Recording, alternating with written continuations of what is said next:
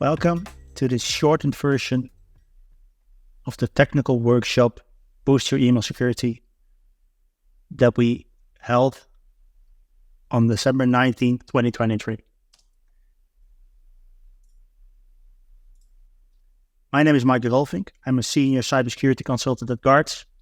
I've been in the field for more than 15 years, last 10 years in consultancy, and I've been building a successful MSP in the last 5 years and worked with more than 200 organizations.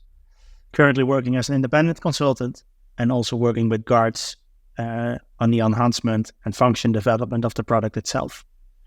Today we're going to talk about email security, and this recording is to guide you towards this section and to show you how you could actually improve your email security. And this workshop was introduced based on the news message of Yahoo and Google on being more strict in the near future about email security, and mainly SPF, DKIM, and DMARC. So let's dive in and let me guide you through it. Let's start with DKIM. And DKIM is simply signing your emails so the recipient can actually check if you're a valid sender or not, and if the email itself is coming from an allowed server. So what's happening is, on your part, you're configuring email security, in this case by DKIM signing.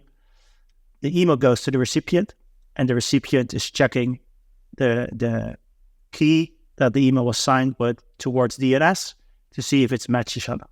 And depending on the configuration of that email server, this will either mean that the mail will become in the inbox, or would be rejected, sent to spam, or even put into quarantine. It's an easy step and it's easy to configure, and I will show you later on how to do that in Google Workspace and also in Microsoft 365. The second one is SPF, and we visualize the actual record to show you what it means, what it does, and how the mechanisms itself work. All SPF records are text records, and they all start with the versioning. In this case, everything is SPF 1, because there are currently no other versions. The second value is potentially the MX records and a possible A records. I always avoid those records because it's unclear what it intends. It's not directly visible, and you need to actually analyze the DNS records to know the meaning of those values. And for an adversary, it's really easy to add an additional MX record, but in this case, in high priority, and that could go unnoticed for months. You could also include IPs and IP ranges. And I'm also not a big fan of using this, especially IP ranges. I've seen records where entire DMZ subnets have been public IPs have been assigned, and I always like my SPF record specific as possible. So that means only using specific IP addresses of an actual email server sending emails, and especially a record or an include in case of Google Workspace or the third parties that's actually providing you with an SPF record to include. And the last one is also interesting. In this case, it's a tilde all. That means a sub-reject. And in that case, the email recipient still can determine to allow it towards the inbox, or to do it in quarantine, or to send it to junk. And it's called a soft fail or a soft reject. It's not bad, it's not wrong, but I always like to make things explicit. And that's why I always use the -all, because that means a hard fail. And in this case, a hard fail means on most email servers, then the email is rejected.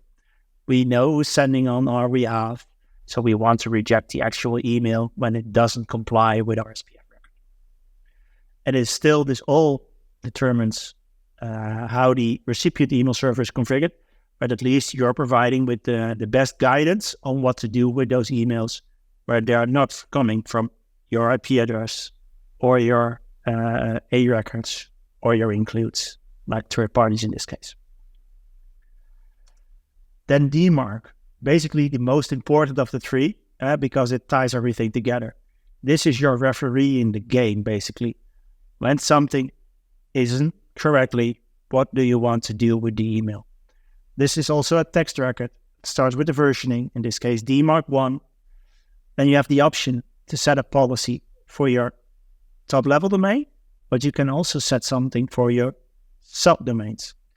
If you don't set the value for your subdomains, it means it will respect the policy of your top level domain. Some scenarios you're using a subdomain for your newsletters or anything like that. You could differentiate on those policies, and everything you see not in a steady line in this case is an optional record. Isn't necessarily so you can use you can publish a DMARC record with only the versioning, the DMARC policy, and the reporting address, and that's a valid record. But the more you add, the more specific it gets. The reporting email address could be an actual mailbox, but more often it's being used by a tool that analyzes your emails automatically and helps you assist getting from a policy none to a policy reject, the most strict policy you can get and the most secure policy you can set, basically, when it comes to DMARC. The steps means none. If something fails, do whatever you like with the email. That's the most safest way to start. Only for new businesses that are just creating a tenant, you can actually go through a reject policy when you start.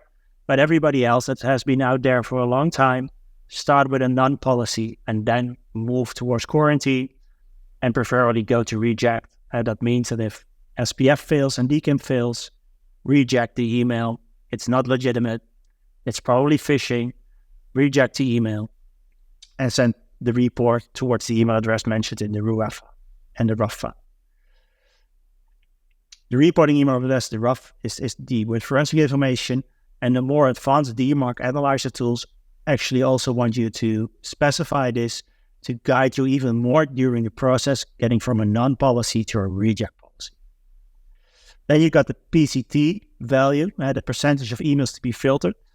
And in my opinion, this is a little bit an ambiguous value, because why would you want to limit this?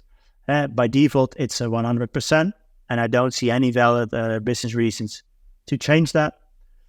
Then you also have an option to set the actual formatting of the reporting emails. If you don't set anything, it's often XML or CSV, depending on the provider. And most tools out there that will help you generate this record to actually feed their tool. And in most scenarios, it's something like XML or comma separated, and they will fully digest that and give you with a dashboard and actually help you update your SPF records, update your DMARC record, and they will help you on that. And the last two are alignment. And I made a separate slide on that because by default, the alignment is relaxed. And best practice is to set it as strict as possible and as specific as possible. So the alignment means by default it's relaxed, but if you set the SPF alignment to strict, that means that the from address and the return path needs to be similar. So in this example, if you send an email from sales@marketing.example.com, the return path needs to be marketing.example.com. Then the SPF is aligned. If there's, for some reason, the return part is not marketing.example.com, but example.com, then there is no alignment. And in this case, the email would be rejected if you have a policy reject, or the email will be quarantined if you have a policy quarantine. So make sure that you choose the right alignment that's feasible for your organization. The same goes with DKIM alignment. If you set DKIM alignment to strict, then you need to make sure that the from address in this case and the authenticated signing domain is similar. If that's not the case, if the email is signed by the top level domain, then their alignment is not strictly aligned, and that would also cause to failure when you have the policy on reject, policy on quarantine. The good news is you can mix and match these things. So you could have a strict SPF alignment and a relaxed DKIM alignment, because it depends on your email server, your email providers, what is in practice and what's applicable to you. So make sure you test this out, and the proper DMARC reporting tools are helping you with this to get the actual report and the actual settings that are applicable for your organization. when everything ties together, you basically have the sender email server send an email towards the recipient email server, and that email server will do an SPF and DKIM check. If there is no DMARC record or the policy is none, the mail will likely go to the inbox. If it's a pass, it will also go likely to the inbox.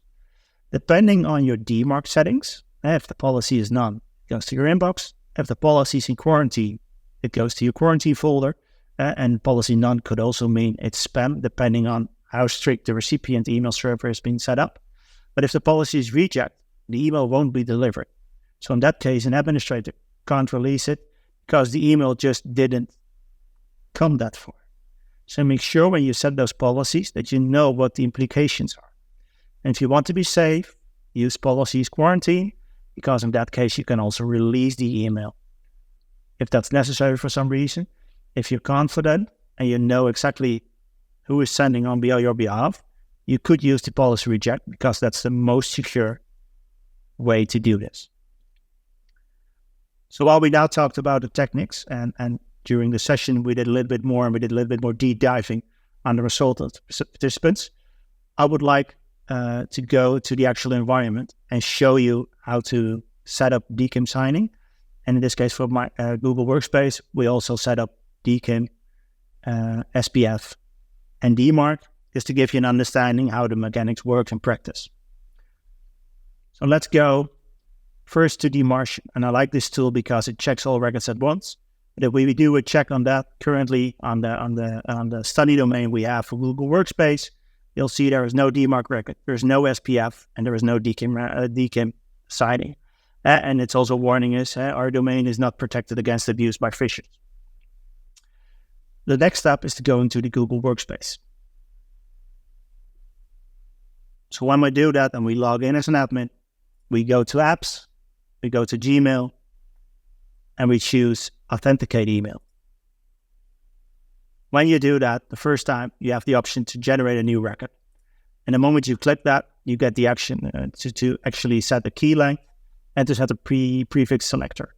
It's fine to keep this default. It's also fine to change that, but we keep it default and we press generate. In that case, it generates us the record. And let me just refresh my screen just to make sure that we have the right record and we don't have anything in cache. We can actually copy this field and we can go to DNS. So in this case, I have a GoDaddy and I already selected DNS management. And in this case, I'm going to add a new record. For Google, they provide us with a text record. For Microsoft, they provide us with 2 CNAME records. In this case, we add the actual selector as the name, and that also depends on your DNS provider, what you need to enter. But in most scenarios, it's everything in front of your domain. And now we're going to copy the actual key itself.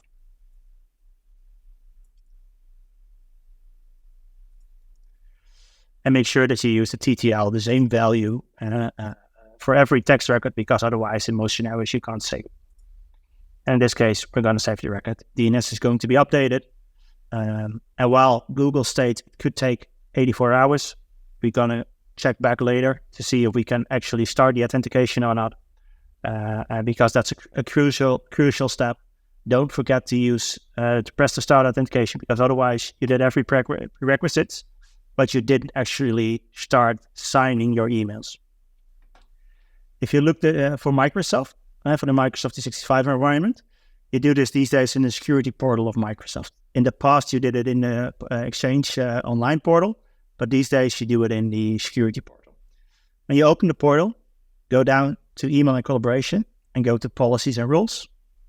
Go to thread policies, go to email authentication settings, go to the second tab, in this case DKIM, choose your custom domain, and when this is the first time, you need to press the button underneath to create the keys.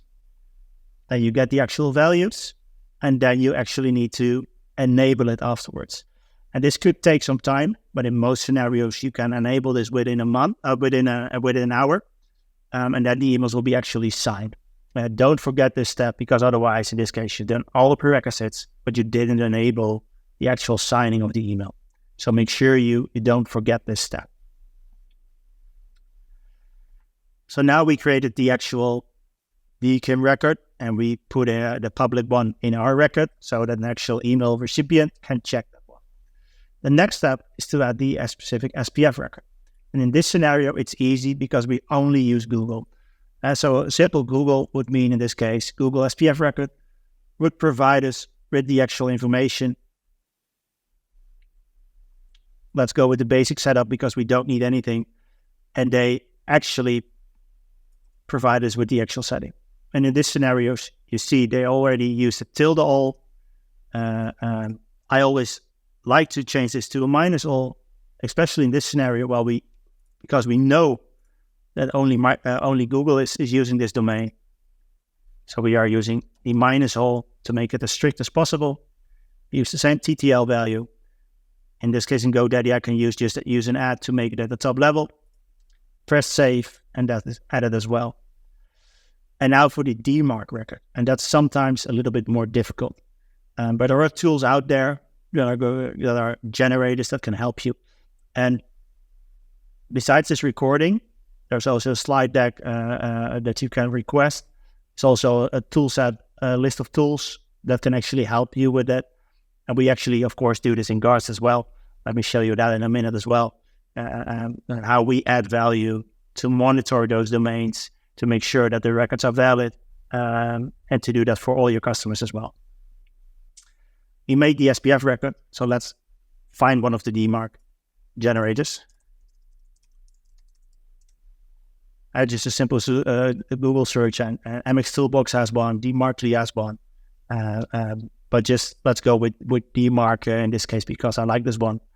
You enter your own domain.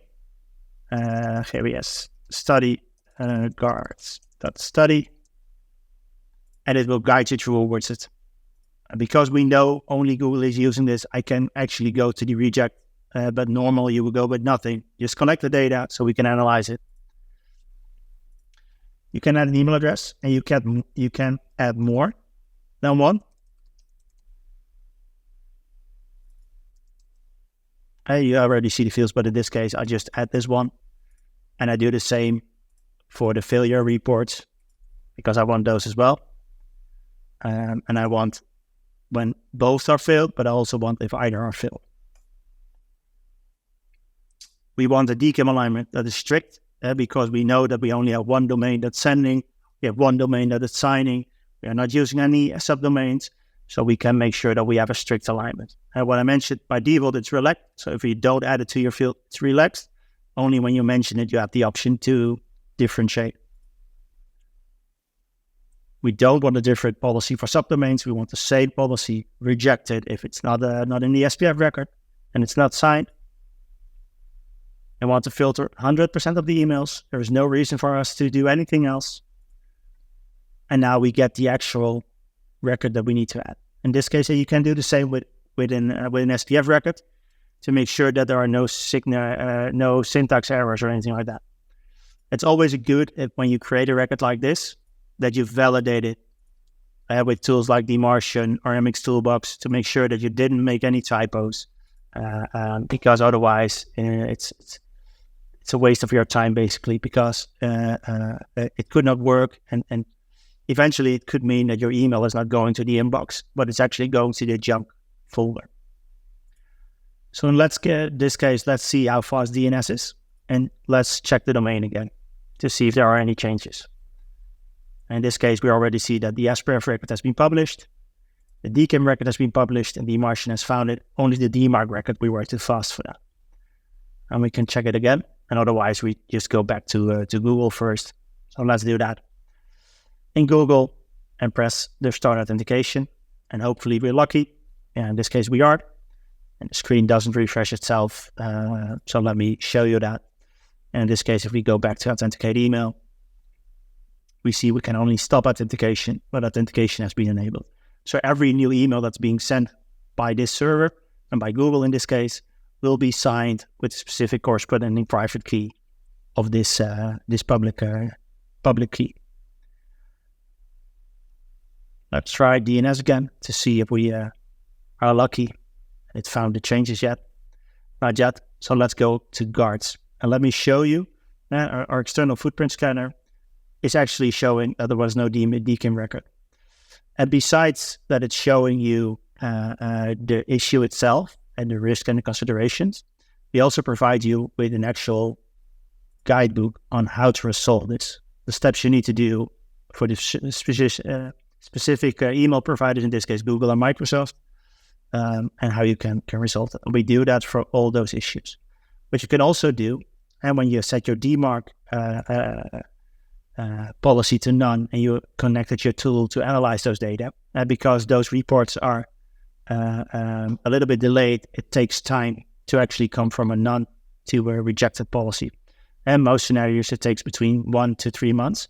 You can actually ignore the issue itself for a month, and then it will pop up as a reminder that you need to do something. But also for this case, we have a remediation. We have a playbook here to help you guide the actual steps, how to implement, how to gradually do the enforcement, how to monitor and maintain, so it guides you through every steps. So in this case, you can use Guards, and it will help you. If you're an MSP, you can add all your customers, and it will do this external footprint scan for all your customers and show it in a granular field. So in this case, I have my M365 test environment, and I have my Google environment, and I have my MSP environment in this scenario. So let's go back to DMARC Analyzer, or DMARCian in this case, and see if the DNS record has been resolved. So hopefully we're lucky, and it will show us the new results with the DMARC policy created as well. At least it takes its time. Could be that we need to, this is taking too long. Let me refresh my page. Copy the domain, refresh the page, and see what it's showing now. No, for some reason DNS hasn't been changed here yet. So unfortunately I can't show you that, but you see the record has been created actually, and with all the syntax. So that's basically everything we handled during the workshop. And of course, we handled a few more questions from the audience. Tools mentioned, I talked about DMARCian, MX Toolbox. There's also a PowerShell module you could use. Of course, you can use Guards and the external footprint scanning. We'll do the same things as the separate tools, provide you with context and information about the actual issues and how to resolve them. There's specific analyzing tools out there. FileMail is free for every Microsoft 365 account. But there are also DMARC Report, you have DMARC Advisor, and there are a lot of tools out there. Depending on your needs, find one that's suitable. There are generators out there as well, SPF generators and DMARC generators. So just wanted to thank you for watching. Hopefully this recording was informative for you, and we hope to see you during the next workshop by Guards. Have a great day.